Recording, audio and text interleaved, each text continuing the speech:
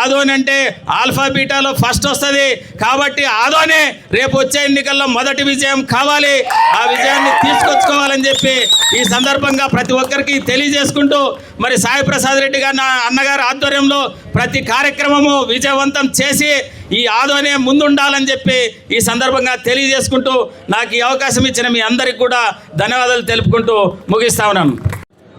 దుర్మార్గమైనటువంటి ప్రభుత్వాన్ని ఏదైతే అబద్ధాలు చెప్తూ పదే అబద్ధాలు చెప్తూ ప్రజల్ని మోసం చేస్తున్నటువంటి ప్రభుత్వాన్ని ఎదుర్కొనేటటువంటి దమ్ము ఎవరికి కూడా ధైర్యం ఉన్నటువంటి ఏ పార్టీ కూడా లేకపోయింది. అది జగన్మోహన్ రెడ్డి గారి ఆధ్వర్యంలో జగన్మోహన్ రెడ్డి గారు మాత్రమే చేయగలుగుతాడు, జగన్మోహన్ రెడ్డి గారు మాత్రమే మరి పార్టీని నడపగలుగుతాడు. ఎంతోమందిని చూసాము ఈ 40-50 సంవత్సరాల్లో, కొన్ని వందల పార్టీలు పెట్టి చుట్టేసి మరి చాప మడిసి మళ్ళీ కొంతమంది అమ్ముకున్న వాళ్ళు ఉన్నారు, కొంతమంది ముంచుకున్న వాళ్ళు ఉన్నారు, కొంతమంది కార్యకర్తలు ముంచిన వాళ్ళు ఉన్నారు. అటువంటి పరిస్థితి కాదు.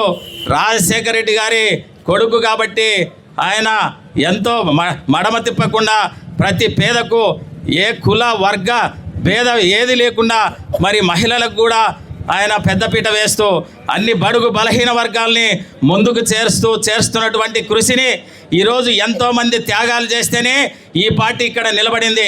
11 సీట్లకు పరిమితమైన మరి 11 సీట్లు 1100 మంది అరిసినట్టు 1100 మంది చెప్పినట్టు అసెంబ్లీలో చెప్తున్నాడని పవన్ కళ్యాణే చెప్తున్నాడంటే మనం ఆలోచన చేయాల్సినటువంటి అవసరం ఉంది. ఈరోజు పార్టీని నమ్ముకున్న వాళ్ళు ఉన్నారు, పార్టీని నమ్ముకొని పనిచేసే వాళ్ళు ఉన్నారు, కానీ మీ మాదిరి రాష్ట్రాలనే అమ్మేవాళ్ళు ఎక్కడా లేరు, ఒక చంద్రబాబు నాయుడు గారు తప్ప. ఈరోజు రాయలసీమ వాసి అయిండు కూడా మన రైతు లేనిదే రాజ్యం లేదు. ప్రతి ఈ రైతాంగం వ్యవసాయం మీద ఆధారపడినటువంటి రాష్ట్రం. ఈ గ్రామాలన్నీ కూడా వ్యవసాయం చేసుకుంటూనే బతికే రాష్ట్రం. అటువంటి పరిస్థితిని గమనించి రాజశేఖర రెడ్డి గారు మరి అనేక ప్రాజెక్టుల్ని ప్రతి ప్రాజెక్టుని ప్రారంభిస్తే దాన్ని పూర్తి చేయాల్సిన బాధ్యత, మిగిలిన ప్రాజెక్టులను కూడా పూర్తి చేయాల్సిన బాధ్యత ఉండి కూడా ఏ ఒక్క ప్రాజెక్టు జోలికి వెళ్లకుండా మరి ఆయన 4వసారి ముఖ్యమంత్రి కావడం జరిగింది. కేవలం అబద్ధపు హామీలు, అమలు చేయలేని హామీలు ప్రజల్ని మభ్యపెట్టి ఈరోజు ఆయన అధికారంలోకి రావడం జరిగింది. 14 నుంచి 19 వరకు మనం అనేక పోరాటాలు చేసి జగన్మోహన్ రెడ్డి గారి నాయకత్వంలో ఇక్కడ సాయి ప్రసాద్ రెడ్డి గారు అయితేనేమి మరి 151 సీట్లు మరి పెద్ద మెజార్టీతో మనం తీసుకొచ్చాము ప్రభుత్వాన్ని.